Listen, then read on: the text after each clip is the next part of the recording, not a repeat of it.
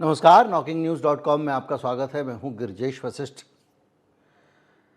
Middle class, आज middle class के हालात पे बात करेंगे। हम समझेंगे कि हमारी स्थिति, हम सब मिडिल क्लास जो हैं वो क्या है। देश के प्रिविलेज क्लास कहलाते हैं हम, उसके बावजूद हमारी चटनी बन चुकी है। और हमारी जब चटनी बनती है तो इस देश की चटनी बनने से कोई रोक नहीं सकता। क्यों कह रहा हूँ मैं जानता हूं कि हमारे देश में एक बड़ा निम्न वर्ग है, लोअर क्लास इसको कहते हैं। उस गरीब के पास में उसकी ज़रूरतें ज़्यादा हैं, नीतियों में उसका ध्यान पहले रखना चाहिए। उसके बावजूद वो सब भी आप तब कर पाएंगे जब मिडिल क्लास की हालत बेहतर होगी। बातचीत अगर हम शुरू करें तो सबसे पहले एक तर्क याद आता है जो आपको हर जगह, सारे के सारे व्हाट्सएप ग्रुप में, फैमिली व्हाट्सएप ग्रुप में, सोसाइटी के व्हाट्सएप ग्रुप में बहुतायत मिलता है। बल्कि ये एक अमोघ अस्त्र है। जैसे ही आप बोलते हैं कि इतनी महंगाई बढ़ गई है और पहले जो है हम कुछ जाते थे खाने के लिए रेस्तरां में, 500 रुपये में सब लोग का खाना हो जाता था, आजकल 3000 भी कम पड़ता है। या इस तरह की कोई भी बात, बच्चों को पढ़ाना मुश्किल हो गया है, पहले बच्चे जो है वो कितने सस्ते में पढ़ जाते थे।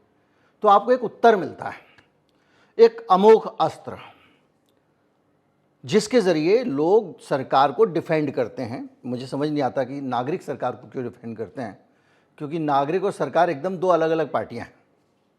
खैर, वो तर्क ये आता है कि भाई आमदनी भी तो बढ़ गई, तनख्वाह कितनी बढ़ गई ये नहीं बताते हो, ये तो बता देते हो पहले कितना मिलता था, आज कितना मिलता है ये बताओ।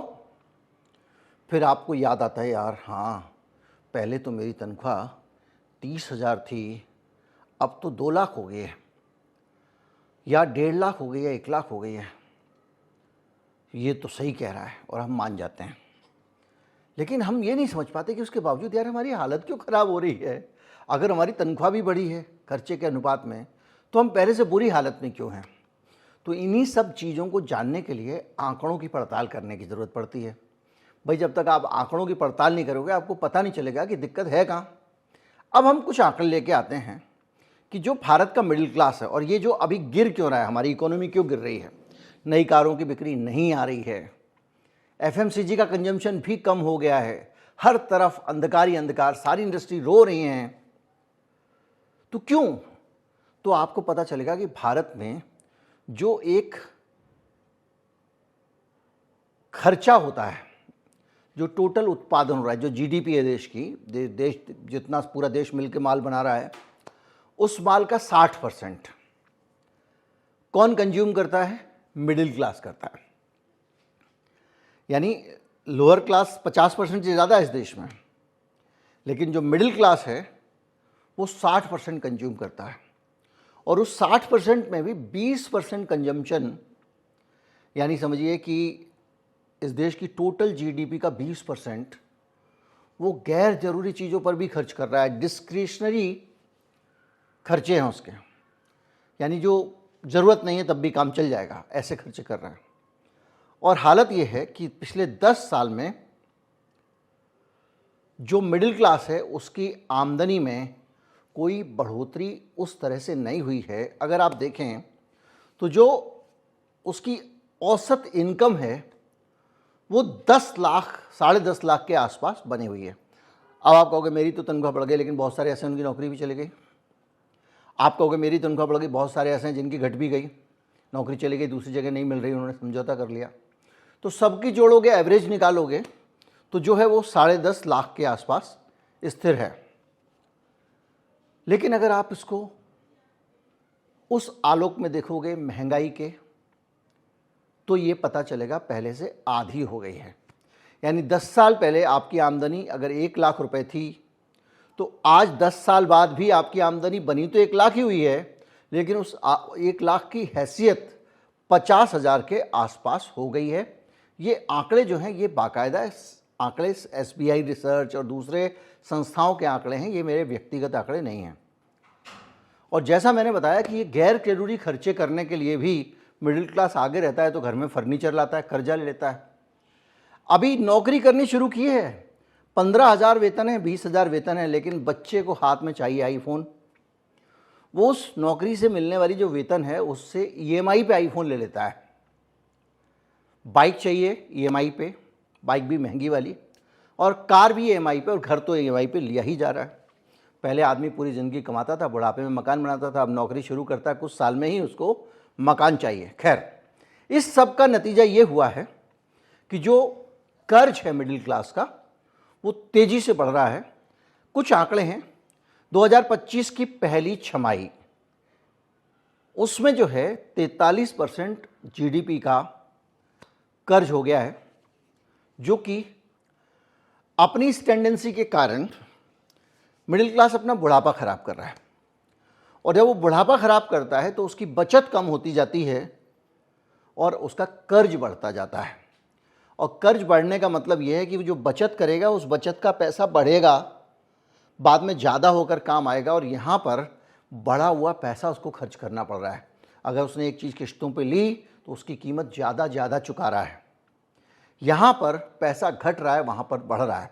खैर, 2023 में 37.9% जो है वो कर्ज था जीडीपी का। टोटल जो जीडीपी है भारत की उसका 37.9% कर्जा भारत के मिडिल क्लास का था, जो अब पहली छमाही में आकर 25 की पहली छमाही का मतलब जानते हैं? नहीं जानते तो बता दूं, क्योंकि आप कहेंगे तो जून में होना चाहिए, ऐसा नहीं होता। जो आलोच्य वर्ष होता है वो 24-25 अगर है तो उसको हमेशा 25 ही माना जाएगा। अगर हम बात करते हैं क्वार्टर की बात करते हैं तो जनवरी फरवरी मार्च का जो क्वार्टर होता है उसको मार्च क्वार्टर कहते हैं।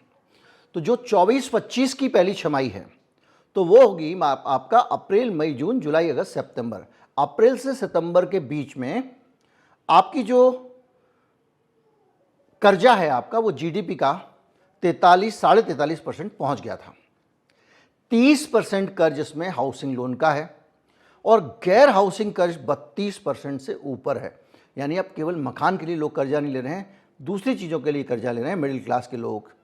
और इससे अगर देखें तो ये जो खर्चे बढ़ रहे हैं और मुद्रास्फीति महंगाई आप देख ही रहे हैं, उस महंगाई के बावजूद इसकी इनकम वही बनी हुई है 10.5 लाख सालाना। इससे क्या हो रहा है कि जो मिडिल क्लास है वो बढ़ता तो जा रहा है लेकिन अब उसकी जेब में पैसा नहीं है। अब आप मुझे ये बताइए कि बाज़ार में जो बाज़ार को चलाता कौन है? मैंने अभी कुछ दिन पहले अपने इंटरव्यू में आपको बताया था, पूंजीवाद के ऊपर, मार्क्सवाद के ऊपर जो इंटरव्यू था, उसमें कुछ विद्वानों की धारणा ये थी कि पूंजीवाद पहले आपको लूट लेता है, जब आपकी लूट खत्म हो जाती है तो वो बबल पैदा करता है।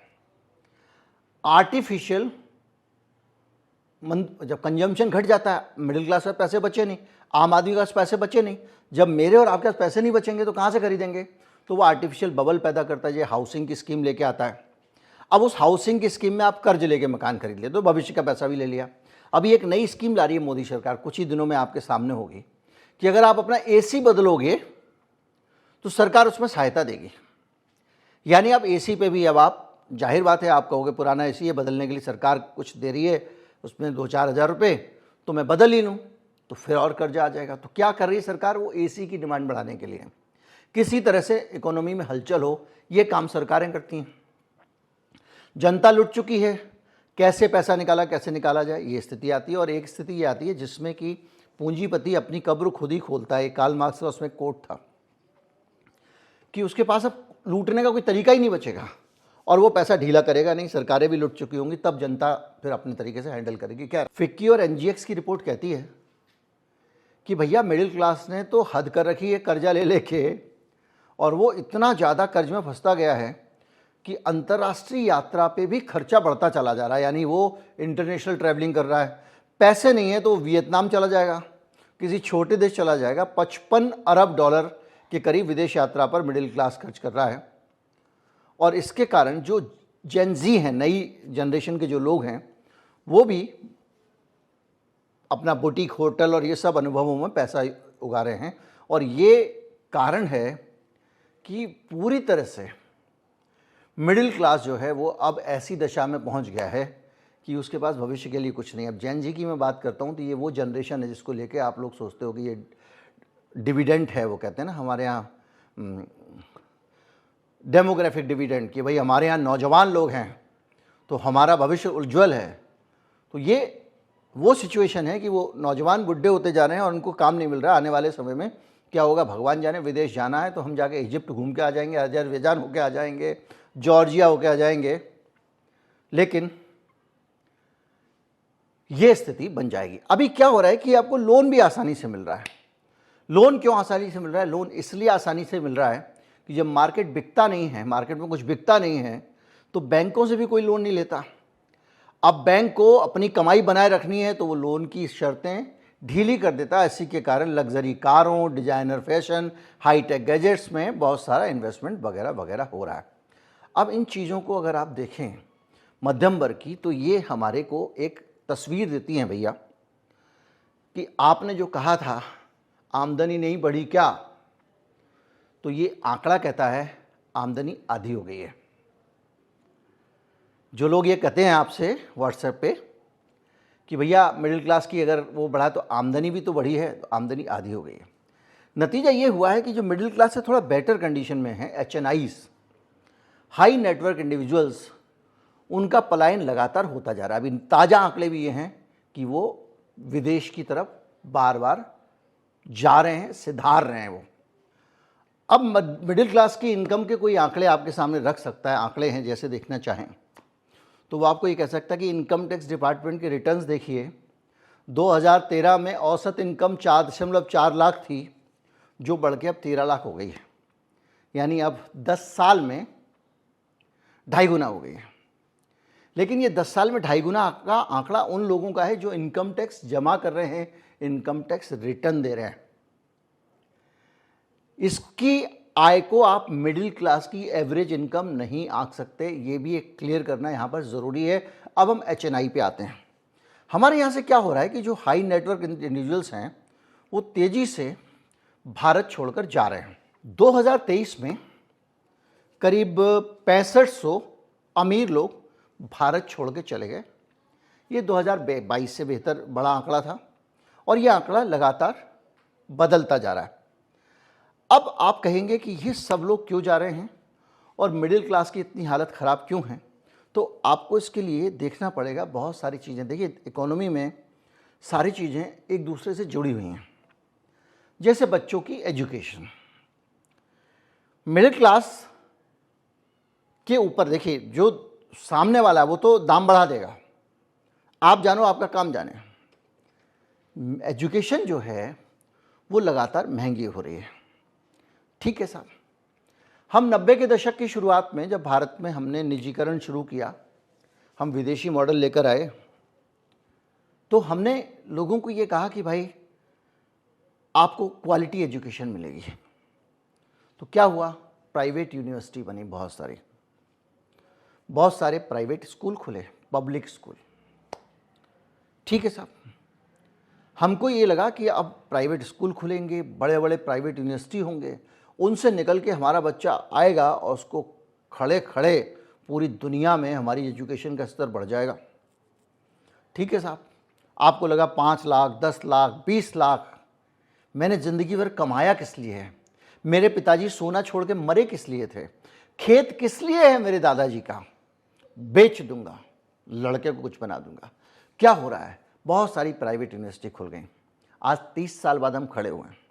30 साल में हमने अपना खून पसीना देकर इन प्राइवेट शिक्षण संस्थानों को सींचा है। मेडिकल कॉलेजेस को सींचा, इंजीनियरिंग कॉलेजेस को सींचा और बहुत सारे संस्थानों को। इनके क्लासरूम एयर कंडीशन हो सकते हैं, इनकी बिल्डिंग चमकीली हो सकती है, इनके टीचर भी चटक मटक हो सकते हैं। लेकिन एक कड़वा सच है, क्या 35 साल बाद हम आज खड़े होकर देखते हैं तो भारत में IIT और IIM और एम्स जैसे संस्थानों के मुकाबले क्या आपको एक भी प्राइवेट संस्थान नज़र आता है? इसकी एक वजह है, इन यूनिवर्सिटीज़ के ऊपर सरकार ने इनके लिए खजाना तो खोल दिया, लेकिन खजाना खोला तो यूनिवर्सिटीज़ कौन लेकर आए? जो सरकारों से नज़दीक जुड़ा हुआ एलीट था, जो अमीर लोग थे, जिनका नेक्सस था सरकार और नेताओं से जुड़ा हुआ, वो लोग लेकर आए। तो जब वो लोग यूनिवर्सिटी लेकर आए तो बाद में वो चूंकि उस सिस्टम के घुसे हुए लोग थे, उन्होंने यूनिवर्सिटीज़ को केवल मुनाफाखोरी का धंधा बना लिया। अब वो केवल नोट छाप रहे हैं। जब वो नोट छापते हैं तो ऐसे में टैलेंट कहाँ से आएगा? नोट ही नोट छपेंगे। और उससे भी बड़ी बात यह है कि अब उनको रोकने के लिए, उन पर लगाम लगाने के लिए कोई व्यवस्था नहीं है, क्योंकि आपने उसके लिए कोई ठोस उपाय नहीं किए कि भाई एजुकेशन होगी तो ये स्टैंडर्ड होगा, ये होगा, वो होगा। मेडिकल कॉलेज से डॉक्टर निकल के आता है, वो आ तो जाता है एमबीबीएस होके, उसको कैसे एडजस्ट करना पड़ता है सब जगह पे उसके माता पिता ही जानते हैं। यही स्थिति कमोवेश सब जगह है। तो क्या हुआ कि हमने इतने 30 सालों में ये जो इतनी महंगी शिक्षा, इसका बोझ किस पे आया? मिडिल क्लास पे ही तो आया ना। वही मिडिल क्लास ₹1.40 महीने में सरकारी स्कूल में पढ़ता था, आज उसी मिडिल क्लास के बच्चे 18,000, 17,000 रुपये महीने, 20,000 रुपये महीने पढ़ने को दे रहे हैं। और वो पढ़ के निकल के स्कूल से जब आएगा 12वीं करने के बाद तो 15,000 ही तनख्वाह मिल रही होगी उसको, इससे ज़्यादा नहीं पाएगा वो। अभी ग्रेजुएशन करने जाएगा तो छोटे छोटे केक्स जो कोर्स हैं उनके लिए 5-5, 7-7 लाख रुपए हैं, इवन नॉर्मल बीए करने के लिए। तो इसका खर्चा कौन उठा रहा है? मैं ही मिडिल क्लास उठा रहा हूं। जो मिडिल क्लास इस बाजार को चलाता था मैं ही उठा रहा हूं। अब आप कहेंगे इन कॉलेजेस से तो रोजगार तो बढ़ा, लेकिन वो जो रोजगार बढ़ा है इन कॉलेजेस से, उस रोजगार के बढ़ने से क्वालिटेटिव चेंज क्या आया? क्योंकि उस रोजगार से जो आदमी निकल के आया वो भी तो वही कर रहा है। ढंग का घर नहीं मिल पा रहा है। पहले कम से कम एक प्लॉट पे मकान बन रहा था, एक प्लॉट पे अब पता चला कि 30 मकान बन रहे हैं, 40 मंजिल बन रहा है, उनमें से एक उसका है। पहले वो कम से कम पढ़ा लेता था बच्चों को आराम से, अब उसको रोजगार तो मिल गया लेकिन उस रोजगार के सारे पैसे यही लोग छीन ले रहे हैं, शिक्षा, स्वास्थ्य और बाकी चीज़ें। और इसके कारण नतीजा ये हुआ है कि ये जो हिंदुस्तान के अमीर लोग हैं, हाई नेटवर्क इंडिविजुअल्स, ये देश छोड़ के जा रहे हैं। अब HNI होते कौन हैं? हाई नेटवर्क इंडिविजुअल वो होते हैं, हाई नेटवर्थ इंडिविजुअल, जिनको 1 मिलियन यानी $10 लाख से ज़्यादा जिनके पास संपत्ति है, वो हो गए कौन? High net worth individual. ये लोग जा कर रहे हैं, ये जा रहे हैं ऑस्ट्रेलिया जा रहे हैं, सिंगापुर जा रहे हैं और दूसरे देशों में जा रहे हैं। अमेरिका में भी जाते थे, अब अमेरिका से थोड़ा सा हो सकता है कि अमेरिका की भी वो बिकाऊ नागरिकता की स्कीम को वो लोग ले लें। क्यों जा रहे हैं? अब यहां पर आके मिडिल क्लास की दुर्दशा का आपको कारण पता लगता है और यहीं पे आपको दूसरी चीजें पता लगती हैं। भारत में अंधाधुंध टैक्स हैं, इतने टैक्स हैं जिसके अंदर आदमी घुट के रह जा रहा है। आमदनी है नहीं, खर्चा हर जगह बढ़ गया, शिक्षा, स्वास्थ्य और आपका जो है वो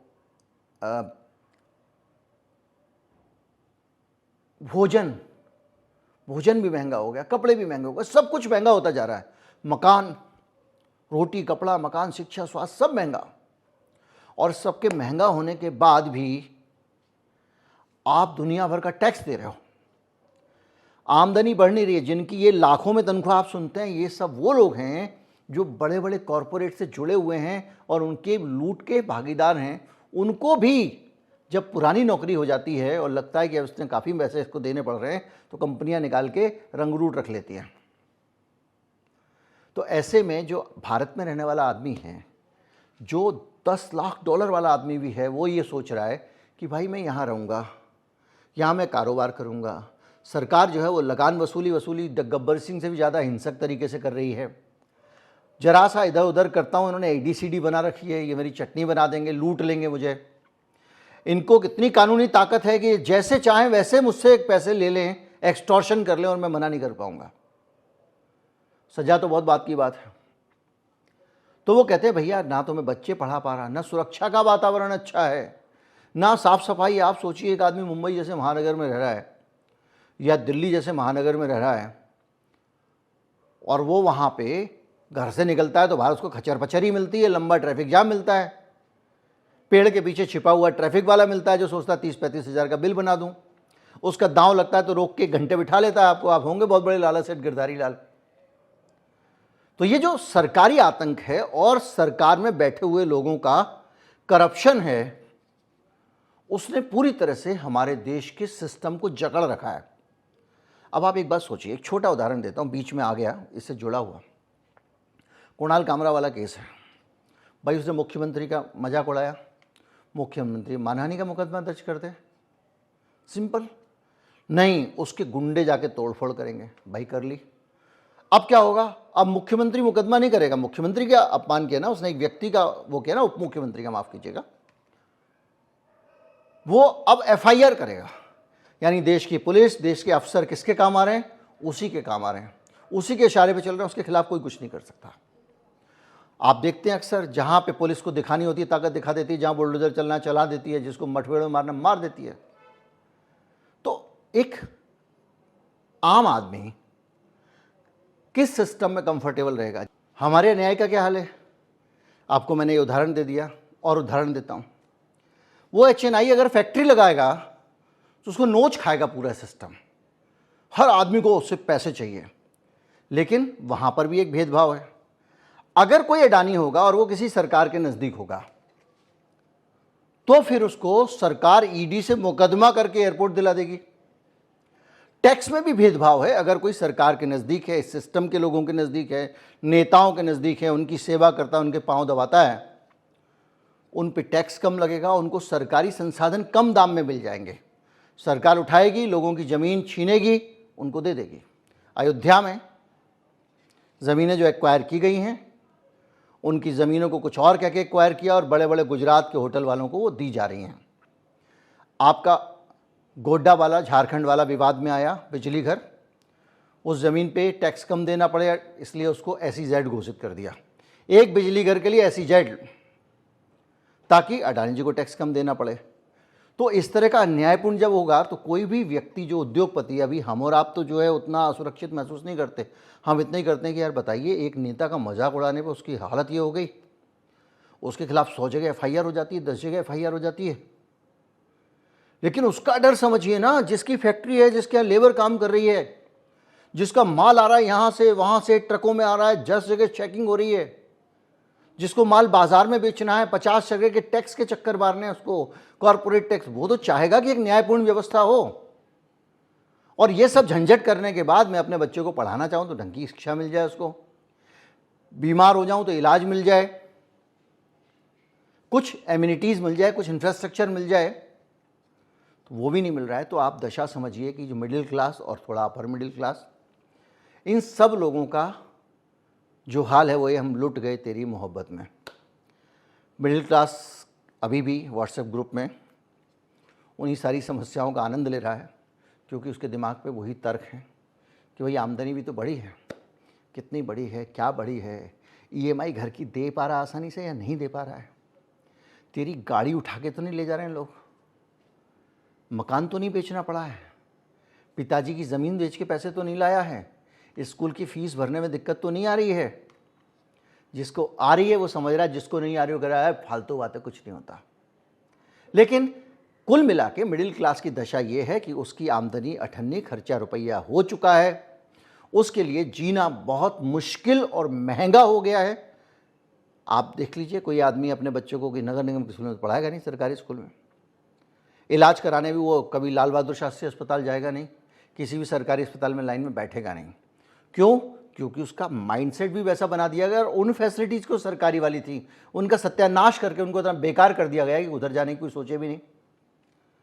फिर टैक्स की मार है उसके ऊपर, और सबके बावजूद इस देश में उसे सिक्योरिटी नहीं मिल रही है, वो असुरक्षित महसूस कर रहा है, क्योंकि उसको पता है किसी दिन कहीं गड़बड़ हो गई तो एक छोड़ दीजिए बड़े आदमी को, वकील साहब से पंगा हो गया तो मेरा तेल निकाल देंगे।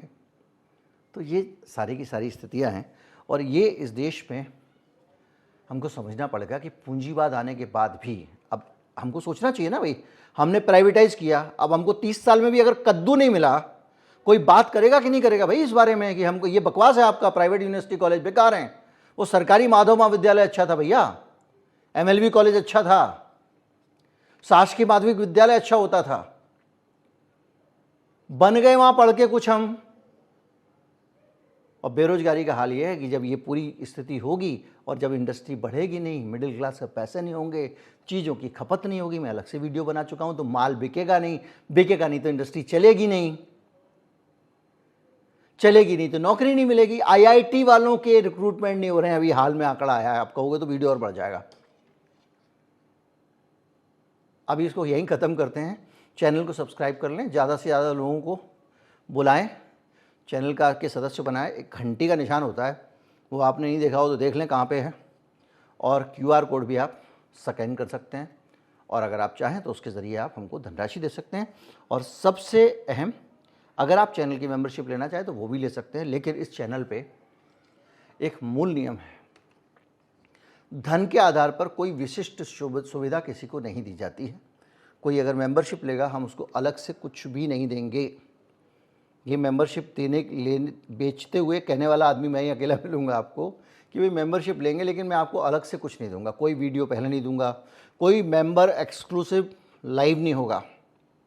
जिसके पास पैसे नहीं हैं उसका भी समान रूप से सम्मान है।